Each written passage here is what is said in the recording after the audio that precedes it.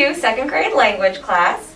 We're going to be doing Story Champs, which is a program that works on developing oral language and oral comprehension.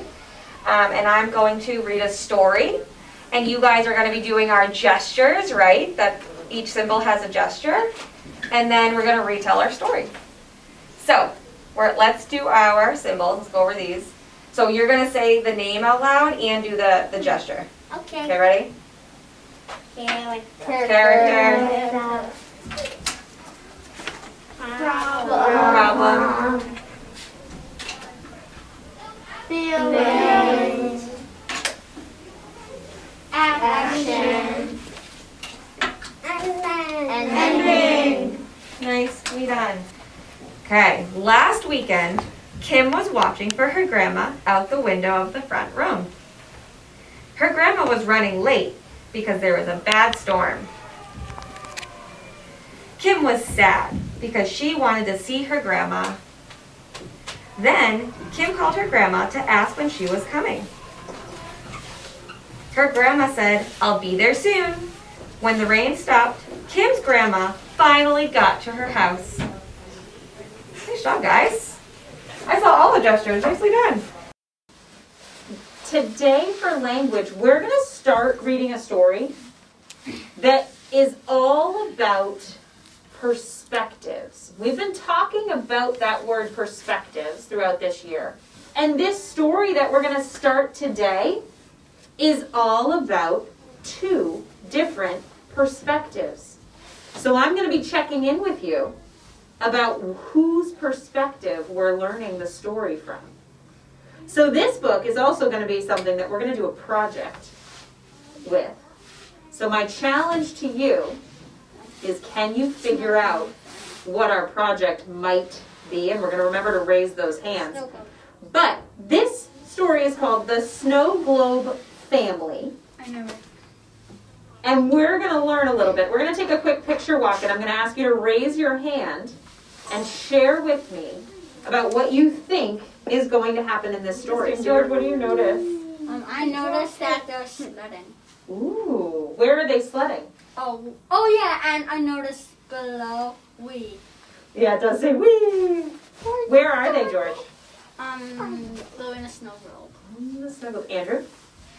I probably have the first wonder. Okay. I wonder if they're just going to crash out of the snow globe. Ooh, if they come through. So here's what you're going to do.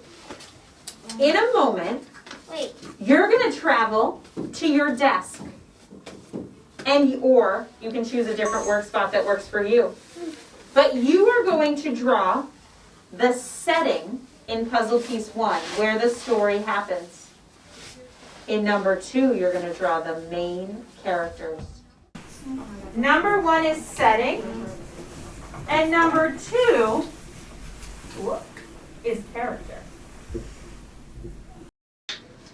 Yesterday we did a little preview of Salt in His Shoes.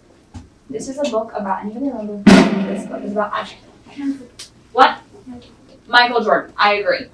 Okay, so we're going to hop into this book again today. Only this time, our focus is going to be the verbs that are in the book. Miss Sari-Sarraf was kind enough to print us out these wonderful cards with the verb symbol on them. Okay? So the first part of class is going to be listening to part of the story. And when you hear a verb, you're just going to show the verb card. Okay? What's a verb? Silas, do you remember what a verb is? Yes. What is it, bud? A verb is a verb is like you're walking. Okay. Or a mental verb is like thinking.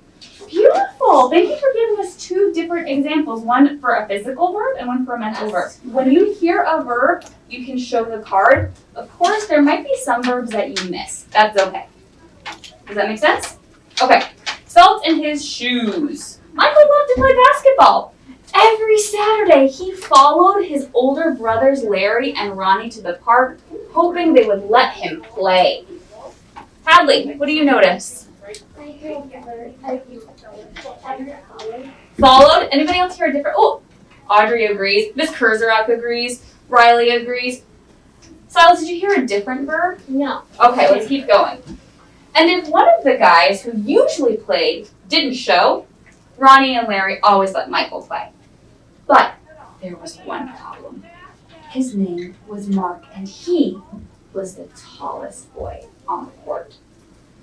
What's the matter, Mikey? Too short? Mark flapped his arms in Michael's face. Silas, what verb He did you hear? was flapping it. Do other people agree? Do other people hear that? Over here, shouted Larry. Shouted! But when Michael threw the ball, Mark's long arms came out of nowhere and knocked the ball away. I got a new one. Okay, hang on to it. Knocked Audrey, did you ball. hear one? Well, which one did you hear? Knocked.